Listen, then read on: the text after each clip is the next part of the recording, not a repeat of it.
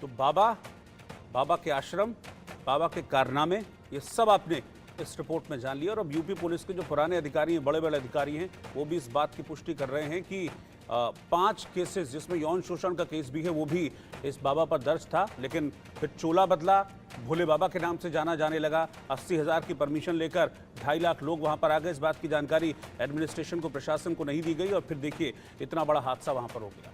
ये मंगलवार यानी कि कल सत्संग के बाद यहां पर भगदड़ मच गई थी और इस भगदड़ में महिलाएं और बच्चे सबसे ज्यादा हादसे के शिकार हुए। मैं आपको बता दूं कि यहां 2.5 लाख के आसपास लोग इकट्ठा हो गए थे।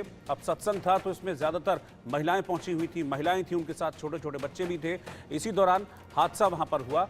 आरोप ये लग रहे हैं कि एग्जिट और एंट्री पॉइंट वहां पर प्रॉपर नहीं था, जिसकी वजह से सबसे ज्यादा दिक्कत हुई। एग्जिट मतलब बाहर निकलने का ठीक रास्ता नहीं था और इमरजेंसी रास्ता, क्योंकि इतनी भीड़ अगर कहीं भी हो रही है तो इमरजेंसी गेट होना बहुत जरूरी होता है।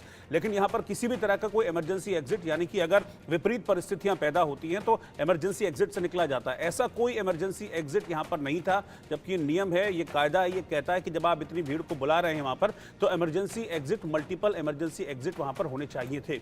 मेडिकल टीम वहां पर नहीं थी। अब देखिए गर्मी इतनी हो रही है, उमस इतनी हो रही है, किसी की तबीयत खराब हो सकती थी, कुछ भी हो सकता था। 2.5 लाख लोग हैं, लेकिन यहाँ पर कोई एम्बुलेंस यहाँ पर मौजूद नहीं थी। किसी भी तरह के मेडिकल ट्रीटमेंट की व्यवस्था यहाँ पर नहीं थी। अगर किसी की तबीयत खराब हो जाए या कुछ हो जाए तो उसको मेडिकल सहायता उपलब्ध कराई जा सके। इसके अलावा भीड़ के हिसाब से कूलर और पंखे नहीं थे, इस वजह से समस्या यहाँ पर बहुत हुई। अब जैसा कि मैंने पहले भी आपको बताया, पुलिस की FIR भी ये कहती है, ये मेरे हाथ में FIR भी है, मैं इसको दिखाऊंगा आपको भी FIR।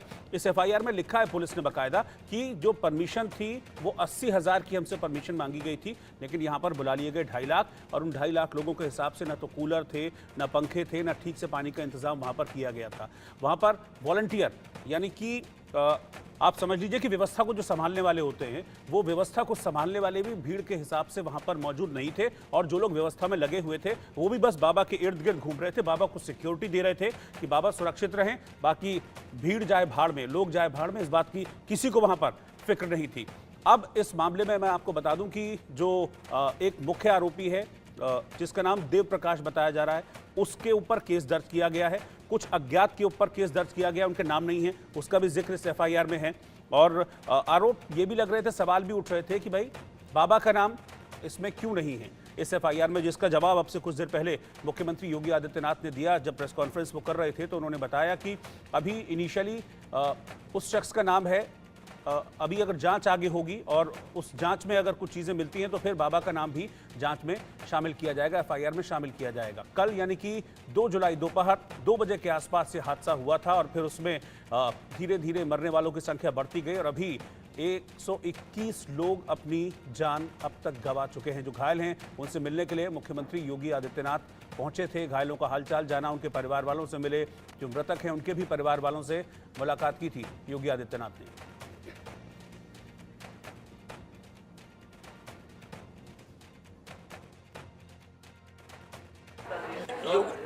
योगी आदित्यनाथ आज हाथरस के जिला अस्पताल पहुंचे थे। यहाँ पर जिस तरीके से जो सत्संग के दौरान भगदड़ हुई थी, वहाँ पर भगदड़ में जो घायल लोग हैं आप देख सकते हैं, उनका इलाज यहाँ जारी है। जिस तरीके से योगी आदित्यनाथ यहाँ पहुँचे हैं, उनसे पूरा हालचाल जाना है। हम इनसे पूछ लेते हैं, योगी आदित्यनाथ मुख्यमंत्री आए थे, क्या पूछ रहे थे आपसे?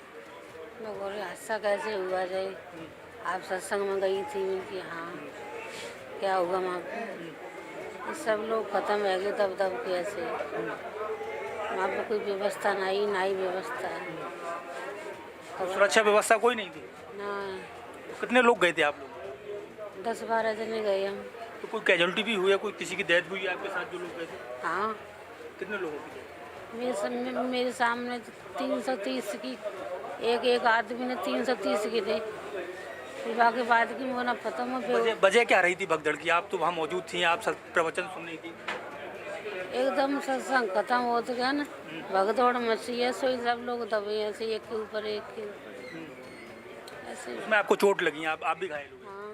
तो आपके परिजनों को कैसे पता चला? है? आपके परिजन को कैसे पता चला? आप कौन आपको अस्पताल लेके आया कि वहाँ पुलिस तो थी नहीं? मेरे भाभी लगता है कि वो पड़ोस की बोला के आएंगे, वो मैं भर्ती करेगी ना। आप योगी जी आपसे क्या कह के गए? चिंता मत करो, सही हो जाओगे आप, सही हो जाओगे, चिंता। हमारे साथ और ये जो घायल लोग हैं वो भी हैं हमारे साथ, ये बाबा भी हैं, इनसे योगी आदित्यनाथ जी ने बात की है। सर, आपने योगी जी ने आपसे बात की है, क्या बातचीत में उन्होंने कहा, क्या उन्होंने पूछा? उन्होंने यही पूछा था कि ये स्तर पर कैसे घटना हुई थी। मैंने कहा सर एक रोड खुला हुआ था, एक रोड जाम लगा हुआ था, उसमें पब्लिक निकल के चली है, ना तो उन्हें उस तरफ जगह मिली ना इस तरफ से जगह मिली। पब्लिक का पीछे से रेला आया है, बिच्चा लगाया है माटिया, वो लोग गिरे हैं गर्मी में, एक दूसरे के ऊपर चढ़ता चला गया है। तो आप क्या मानते हैं, जिस तरीके से इतना बड़ा पंडाल बना गया, लाखों की संख्या में वहाँ लोग आए, लेकिन सुरक्षा व्यवस्था को लेकर आप क्या देखते हैं, कैसे ये देखते हैं कुछ तो जनता की भी कमी है, कुछ प्रशासन की भी कमी है, दोनों तरफ से कमी है। कि अगर ये हाईवे पहले ही रोक दिया जाता तो जनता के लिए जगह मिलती निकलने के लिए। एक हाईवे खुला है, एक जाम लगा पड़ा है।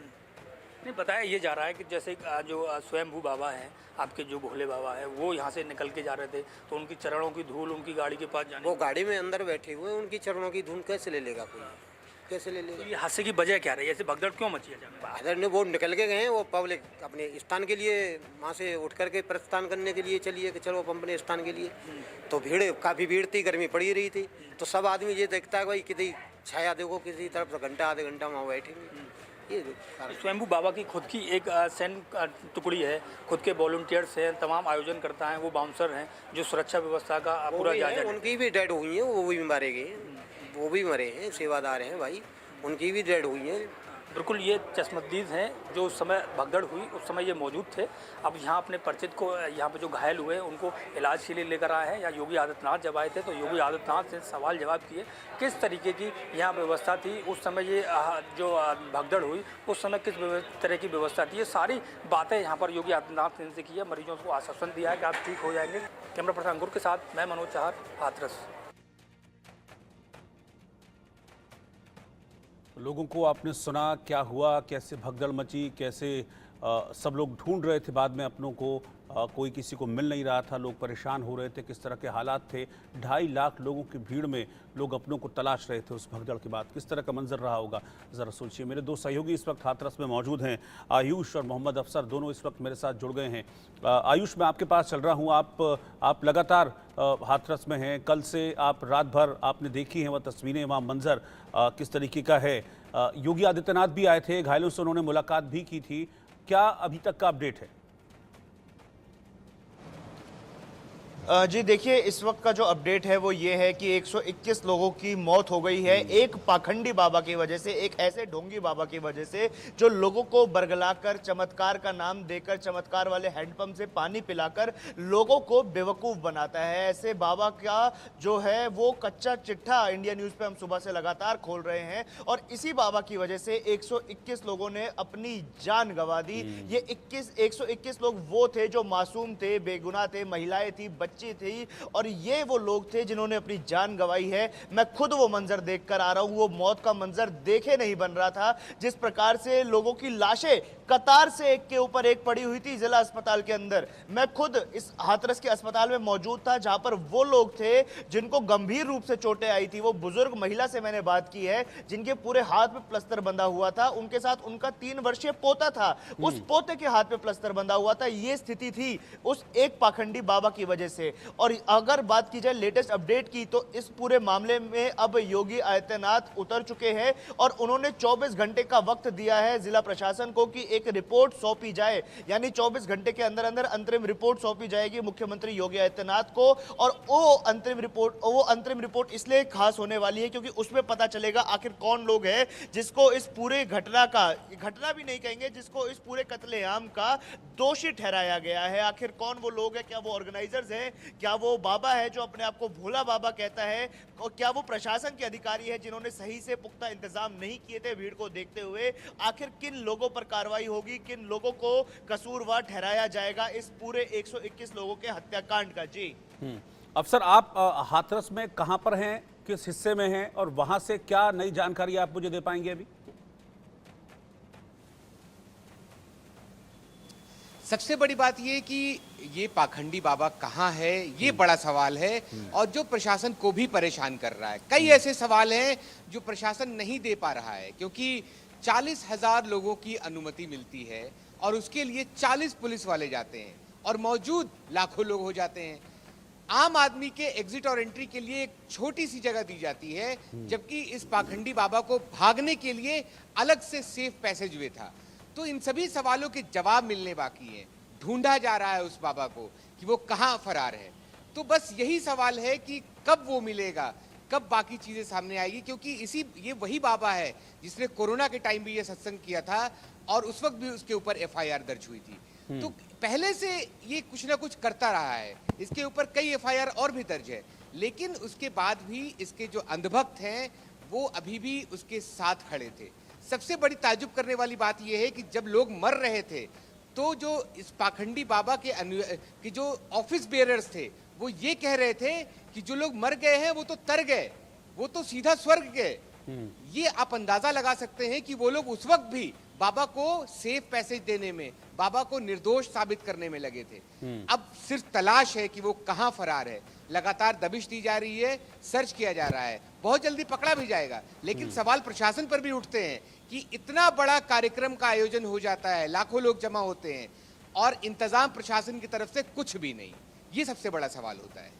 बिल्कुल आयुष, क्या जो लोकल एडमिनिस्ट्रेशन है जहां से परमिशन दी गई थी, 80,000 की परमिशन मांगी गई बताया जा रहा है, उसमें 2-2.5 लाख लोग आ गए। ऐसा कैसे हो जाएगा कि वहां पर पता ही नहीं चलेगा लोकल एडमिनिस्ट्रेशन को कि लगभग 3 गुना लोग वहां पर पहुंच रहे हैं? तो उनकी जिम्मेदारी तय की जा रही नहीं की जा रही है? उन पर कुछ एक्शन होता दिख रहा है अभी?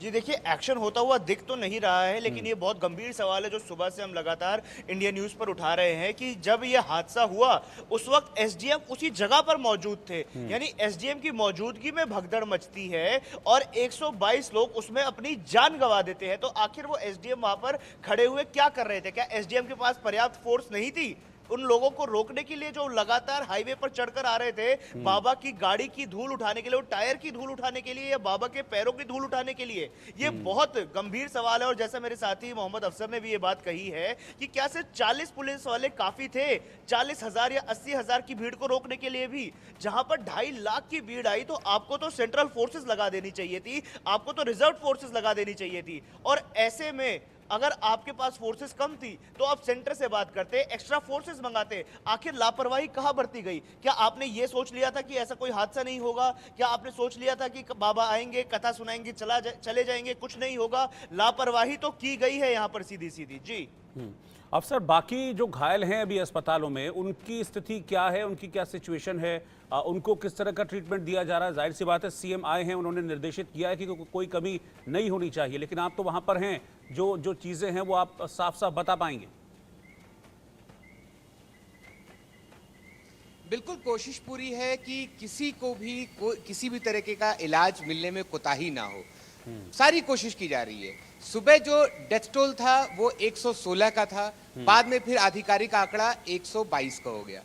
लेकिन ये डेथ टोल बढ़ भी सकता है। सबसे बड़ा सवाल ये कि अभी भी सैकड़ों लोग घूम रहे हैं कि उनके परिजन कहाँ हैं। ना ही वो जिंदा मिल रहे हैं, ना ही डेड बॉडीज में उनकी शिनाख्त हो रही है। तो वो लोग कहाँ हैं? कहीं वो लोग भी तो कहीं ना कहीं गायब हैं। तो ये डेथ टोल बढ़ भी सकता है, ये बड़ा सवाल है। लोग ढूंढ रहे हैं अपने परिजनों को अभी भी। 24 घंटे से ज्यादा वक्त हो चुके हैं इस घटना को, लेकिन लोग अभी भी तलाश कर रहे हैं अपने परिजनों को, वो कहाँ गए। ठीक है, आप मेरे साथ दोनों बने रहिए। आयुष क्योंकि वहां पर हैं, आयुष ने एक महिला पुलिसकर्मी जिसकी ड्यूटी अभी अस्पताल में लगाई गई थी, उन महिला पुलिसकर्मी से बात की है। वहाँ किस तरह के हालात थे, उन सारी चीज़ों को लेकर आयुष ने बात की है उन महिला पुलिसकर्मी से। देखते हैं जरा। जो कल हादसा हुआ हाथरस में, जिस प्रकार से 121 लोग